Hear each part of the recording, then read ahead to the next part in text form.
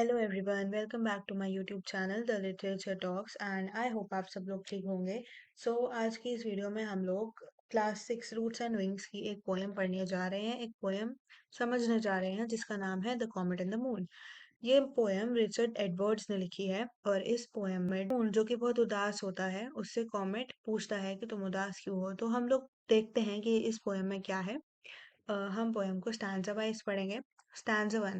Tell me, said the comet, as it whooshed past the moon's pale face, why do you look so sulky as you make your way through space? अब यहाँ पे whooshed का मतलब होता है बहुत जोर से उसके पास से निकलना। पेल फेस यानी कि उसका फेस एकदम येलो हो गया था। सल्की यानी कि सैड। तो यहाँ पे कॉमेट मून से पूछ रहा है कि तुम इतने सैड क्यों हो जैसे ही वो उसके पास से निकलता है।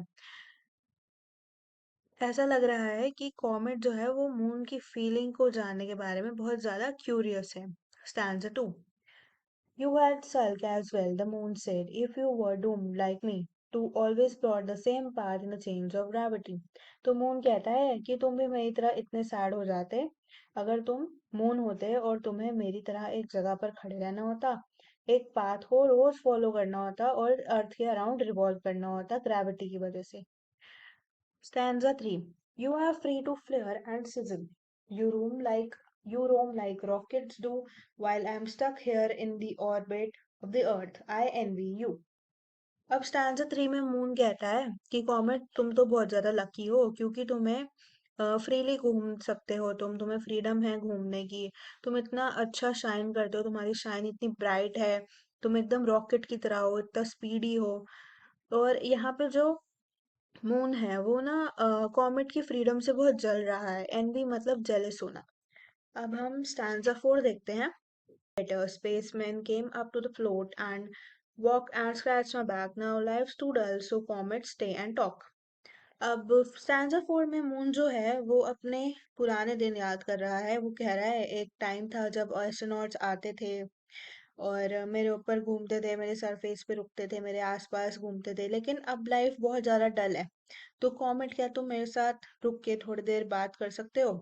लेकिन कॉमेट जो है वो इस बात का रिप्लाई नहीं करता और वीनस को मिलने के लिए चला जाता है। और ये एक्सप्लेन करता है stanza 5. The comet didn't answer already it had gone to wag its tail round Venus while the moon trudged on. यानी कि जो कॉमेट था वो मून की सैडनेस से उसे बिल्कुल फर्क नहीं पड़ता और वो वहां उसके पास रुकता नहीं है।